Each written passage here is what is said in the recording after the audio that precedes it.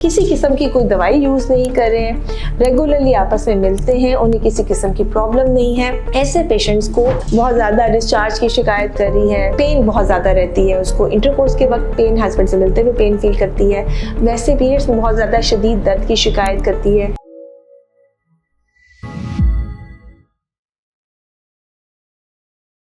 अस्सलाम वालेकुम जी। आज इस टॉपिक में हम बात तो बांझपन के बारे में करेंगे, इनफर्टिलिटी के बारे में करेंगे, लेकिन आज हम एक डिफरेंट टॉपिक पे बात करेंगे कि कपल को कब डॉक्टर से रब्ता करना चाहिए और किस लेवल के डॉक्टर से रब्ता करना चाहिए जो कि उसके लिए ज़्यादा फ़ायदेमंद साबित हो सकता है, और कितना टाइम है जो कि वो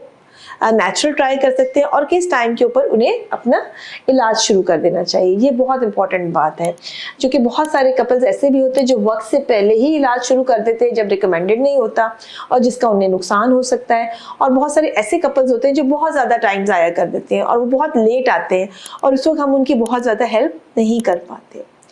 सो नंबर 1 पे तो पहली बात है कि कौन सा कपल है जिसको इलाज की ज़रूरत है, या वो कौन सा जोड़ा है जिसे फौरी तौर पर डॉक्टर से रब्ता कर लेना चाहिए।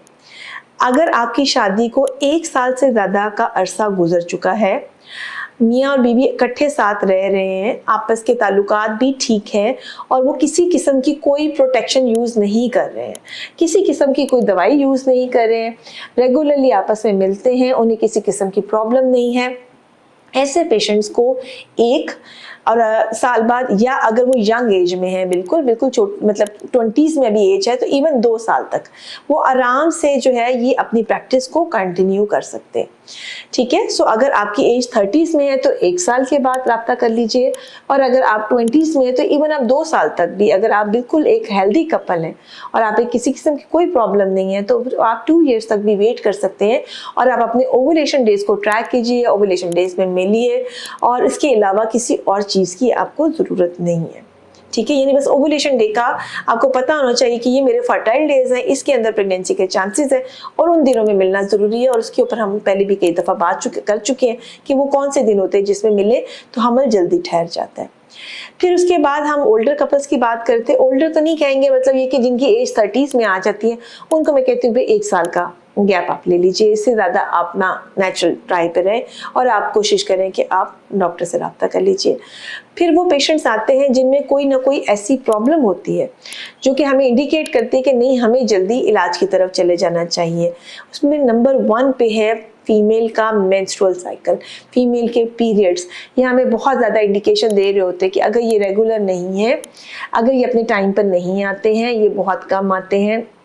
बार बार आना शुरू हो जाते हैं, फीमेल का वेट बहुत ज़्यादा बढ़ता जा रहा है, चेहरे पे बाल आना शुरू हो गए हैं, बाकी कोई हेल्थ इशू है, कोई बीमारी ऐसी, मेडिकल इशू ऐसा है जैसे कि कोई ऑटो इम्यून डिसऑर्डर है या कोई मेडिकल डिसऑर्डर लाइक शुगर है, ब्लड प्रेशर है, कोई इस तरह की प्रॉब्लम्स भी उनके साथ चल रही है, ऐसी सूरत हाल में हम उन्हें कहते हैं कि आप डॉक्टर से जल्दी रब्ता कर लीजिए, क्योंकि पहले हम आपकी सेहत के बारे में बात करते हैं और फिर हम आपकी चीज़ों को नॉर्मलाइज करके हम प्रेगनेंसी को प्लान कर लेते हैं। सो ये रीजंस होते हैं कि हम कहते हैं कि अच्छा, फीमेल में अगर उसकी एज ज़्यादा है, उसके पीरियड्स इरेगुलर हो रहे हैं, उसका बहुत ज़्यादा डिस्चार्ज की शिकायत कर रही है, पेन बहुत ज़्यादा रहती है, उसको इंटरकोर्स के वक्त पेन, हस्बैंड से मिलते हुए पेन फील करती है, वैसे पीरियड्स में बहुत ज़्यादा शदीद दर्द की शिकायत करती है, तो ऐसी सूरत हाल में एंडोमेट्रोसिस का रिस्क हो सकता है, या पेट में बहुत ज़्यादा भारीपन रहता है, हो सकता है कोई ट्यूमर वगैरह हो, हैवी पीरियड्स आते हैं, बहुत ज़्यादा खून पड़ता है, उस सूरत हाल में भी ज़रूरी है कि डॉक्टर से पहले रब्ता कर लिया जाए। ये नॉर्मल से हटकर कोई भी चीज़ वो महसूस करते हैं, तो ऐसी सूरत में ज़रूरी नहीं कि वो 1 साल तक का वेट करें, बेहतर है कि वो डॉक्टर से पहले भी रब्ता कर सकते हैं। इसके अलावा अगर मेल मर्दाना कोई प्रॉब्लम उनको फील हो रही है, आपस में मिलने जुलने में, ताल्लुकात में कोई प्रॉब्लम हो रही है, या बाज़ दफ़ा ऐसे पेशेंट्स भी होते हैं जिनके हस्बैंड आउट ऑफ सिटी होते हैं या आउट ऑफ कंट्री होते हैं और वो कम मिलते हैं, ज़रूरी नहीं कि वो अपने ओवुलेशन डेज में मिल सके, ऐसे लोग भी रब्ता कर सकते हैं। ऐसे सूरत हाल में हम उन्हें ओवुलेशन डेज के बारे में गाइड कर देते हैं।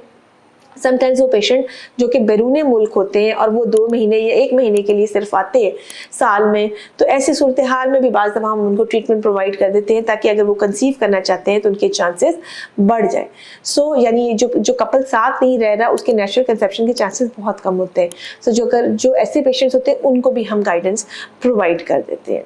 सो इसके अलावा अगर फिर भी आप वरीड हैं और आप फीमेल का साइकिल तो बिल्कुल नॉर्मल चल रहा है और हमें पूरी इन्फॉर्मेशन मिल जाती है इससे कि हाँ ओवुलेशन हो रही है, है। लेकिन अगर मेल को डाउट हो रहा है तो वो अपना सीमन एनालिसिस का टेस्ट, जो कि बिल्कुल नॉन इन्वेजिव टेस्ट है, यानी हमें किसी किस्म का ब्लड नहीं चाहिए, जस्ट एक सीमन का टेस्ट आप करवा सकते हैं, जिससे हमें ये पता चल जाएगा कि हस्बैंड के अंदर कोई ऐसी प्रॉब्लम नहीं है। यानी सेक्सुअल एक्टिविटी एक अलग चीज़ है, आपस में मिलने जुलना एक अलग चीज़ है। तो बिल्कुल अगर आप परफेक्टली जा भी रहे हैं और अगर आपको लगता है कि नहीं फिर भी आपको टेस्ट मतलब बेहतर है कि आप कंफर्म करा लें, तो उसमें सीमन एनालिसिस करवा लें। सीमन एनालिसिस करने देने का तरीका ये होता है कि आपस में 3 या 4 दिन का परहेज आपस का बताया जाता है। सैंपल आप लैब में जाके देते हैं, जो कि कलेक्शन सेंटर ना हो, एक बेसिक लैब, बड़ी लैब होनी चाहिए। वहाँ पे वो आपको टेस्ट कर देते हैं और आपको अंदाज़ा हो जाता है कि अच्छा आपके पैरामीटर्स ठीक है। अगर ये अब नॉर्मल आते हैं तो इसको फिर रिपीट करने का मशवरा दिया जाता है। वो अगर ठीक आ जाता है तो अगेन हम पेशेंट को रीश्योर कर देते हैं कि आप कुछ अर्सा और भी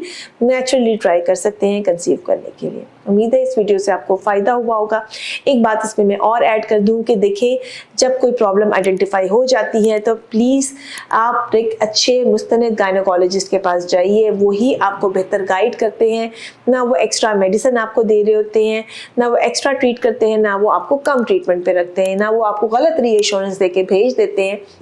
कि कोई मसला नहीं है, और वो आपका टाइम जो है वो सेफ हो जाता है। ना बहुत सारा ख्याल रखिए, वीडियो को ज़रूर शेयर कीजिए, दुआ में याद रखिए। बहुत शुक्रिया।